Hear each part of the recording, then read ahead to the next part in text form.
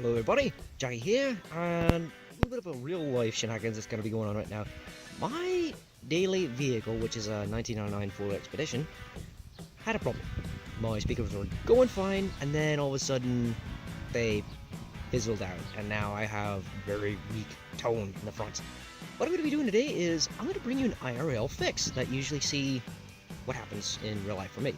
Now, I did do a little bit, which is all it is just a little pull and a pop out, and that was for the little corner piece. And what we're going to be doing is we're going to be replacing this little bastard right here. So, I'm going to be kind of walking you through how to replace speakers with aftermarket ones, not OEM ones. The OEM ones suck. So, hope you enjoy the show. Some of the things you're going to have to do right off the bat is you're going to have to take off a couple of panel pieces. One, it's going to be right down in here. Simply pull that forward, and you kind of have to work it around. It's kind of hard to work one-handed, but once you pop it out, like so, you rotate it around, so that way it's out of the way. Next up, you got to be able to pull out this guy here, and this is where it usually takes two hands. I'm not going to show that part because it's a bit of a bugger. And then you also have to do this guy down here. And that one's just simply get a flat-bladed screwdriver and gently pry on the very bottom piece here. See, there's a tiny little slit, and if you push up on that and pry out and lift out, you'll be able to get this out. As for this guy, well, I pretty much demoed it right off the bat. And that pushes in. You don't have to worry about it falling in because it's going to be on the handle. And this guy here, this is always the fighter. So I'll come back to you once we get these off. And with a gentle little rip, pulls right out, and you see you have two plugs. Now these guys may look kind of daunting, but they are made so they only go in one place at one at a time. Now, I'm working one-handed, and this is a little difficult, but you're going to see this little tab right here. Focus. And on that tab, you're going to press down, and that's going to release the latch and allow you to pull this out. Same for the other one.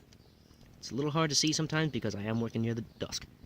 Once we get these guys out, you then may be able to see right in there, yep, right inside of there, there's a tiny little Phillips. Now there's three of them you have to worry about. One in there, one up here that I already took out, and then one down in here. And it's all Phillips. Once we get to that point, I'll show you how this panel actually comes off. Alright, now we have all three screws. Next up, it's pretty much having to finagle the thing up and out. And the reason why I say up and out is instead of this having push pins that lock it into place, this actually has locks that are more like hooks. And you lift up, and it pushes out, and then it lifts right off and away. The only thing different between this and the driver's side is the driver's side has a few more things. For example, the mirror control for adjusting your mirrors, and there's also the extra plug for the window lock, and I believe there's also a third plug up near the top on the command center. I may show that a little bit later. Don't mind the other mess, that's a whole different reason. But anyway, pretty much the rest is simple. Oh, and also today, we're going to be replacing this 194 bulb in here. Is the reason I have gloves on, with an LED equivalent. And with a simple up and out motion, and a little finagling around the handle, the door skin is off. Now remember what I said about these being a bit of a hook in? Well, right there, it hooks in. And when you pull it up, it slides out and up. Kind of a, call it a J hook, I believe is what it's called from the factory. Thank you, Ford. But now, we have access to what we desire.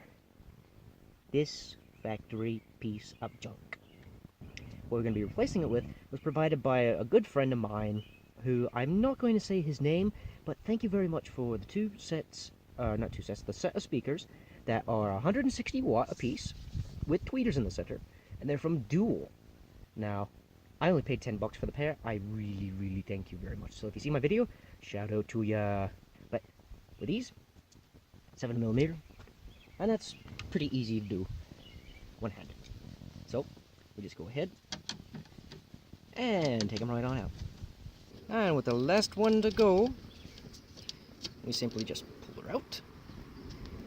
And this guy, sometimes a little sticky, there we go, comes right off. And hey, you have a plug. Boo, 25 watts. Bored? I thought you were better. But on this one, it's pretty simple. You see, you have two wires. And mine are going to be what looks like to be a white with a green stripe marker and a orange strike with a green. Now, correct me if I'm wrong. I know I'm not colorblind, as far as I can tell. But we need to remember this orientation. And I'm going to choose that the orange and green goes to the left while the speaker is facing down. Reason for this is you have to make sure you have your polarities right, or, as I'll explain a little bit later, there's something known as phasing. If you don't have your speakers in phase, you can actually cancel out your sound and it sounds dead. You won't have any good tone. It'll just sound flat and dull and lacking luster. Kind of like a brass that's left out too long. Anyway, we undo this guy. Lovely. OEM equipment. Trash can.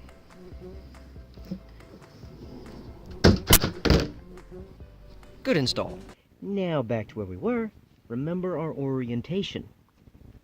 We want it to stay the exact same, so we keep everything in phase. Which is the next part I don't like.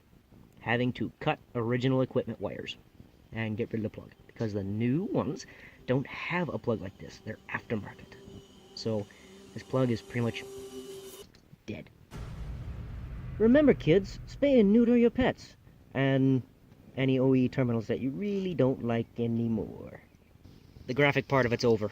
Now we're left with our two wires. And remember, green and orange to the left. Which now we get to strip the exterior casing and begin our assembly. Yay! For our stripping, we're going to use these. These are also a crimper tool, which we will need in a little bit later. Remember, don't cut completely through. Just enough to remove the plastic outer. Like so. And you'll see, there's a bit of wire left. Come on, focus! Focus! Focus! Right there. Focus. Blasted cameras. What do you expect? Oh, now it focuses, of course. But yeah, see? We got exposed wire. Non-stripped. Stripped. Non-stripped. Stripped. Let's do this again. Okay, with now that the wires are stripped, we can then move on to actually putting it... Ah, come on, focus! Come on, focus. We can now work at putting crimp connections onto here. Normally I would solder these, but this is a kind of a cheap way to do it, and the normal person doesn't have the same kind of tools that I do. And most of the time when I do crimp connections, I'm going to actually twist the wires together so they actually stay in a nice, even grouping when we slip them into the crimp fittings. Because we need as much grouping together as we can get. Now, granted, it takes a lot more skill to do it one-handed, and I normally would do it with two. But the idea is still the same. Twist together. And also, I decided to take the glove off because it's hot out. Now, with these all nice and pretty and wrapped together, we can then put the crimp connection on them, guaranteeing that all wires in the grouping are going to stay together. And I really wish my camera was better. Once you slip the wires in, you want to make sure that you have it on the metal part when you go to crimp. And when you crimp, please,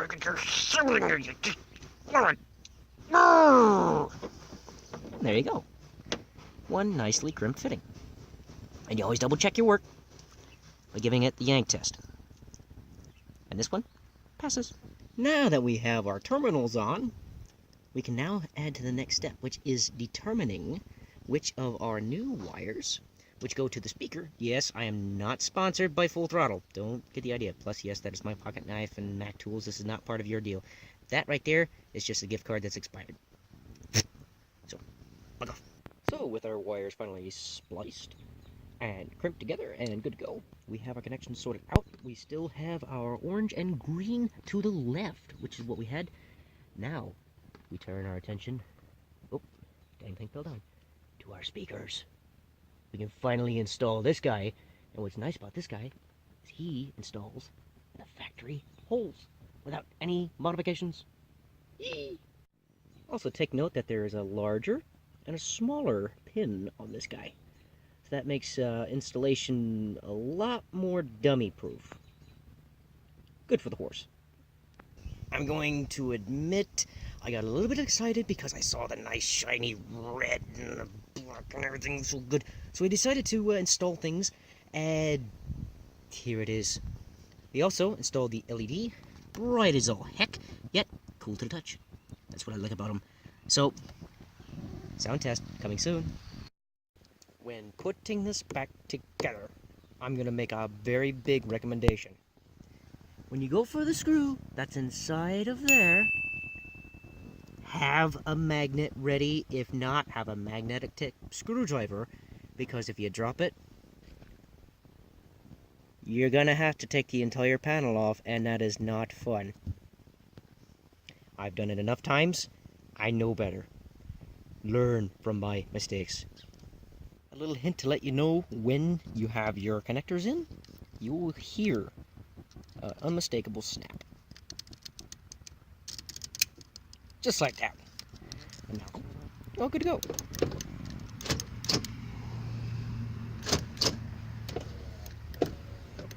See? Now I just simply stuff it back in, like a turkey. Stuff it. But don't be too forceful. There you go. And like that. Panel's back on. The LED looks sweet. The next thing up is just this little piece here. This little guy can actually be a bit of a dastardly one because of the way it's designed. It's meant to be pushed down and pushed in. So you push down, get clicked, then you push in, give it a good little shove. 1 click, 2 click, 3. Good to go. Now, we move on to a sound check. And now, ladies and gentlemen, the moment of truth.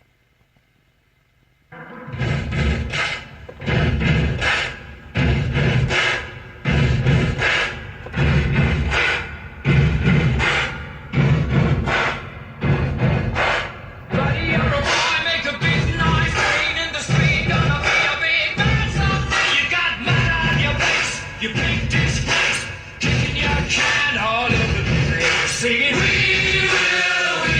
will rock you. We will rock you. I think that'll do it for this episode, everybody. In which case, this is Hot Rod Jack. If at any point in the video you like what you see, please hit the like button. And if you really want to see content like this, please show your support by hitting the subscribe button. And if you really want to be part of it, hit that little notification bell. And it'll be down here somewhere. You'll find it. It's the only thing that actually makes a ring-a-ding-ding whenever you hit it. But anyways, I'm Hot Rod Jack, signing off on a IRL Jack Fix video.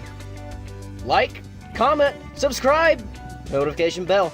See you on the next adventure!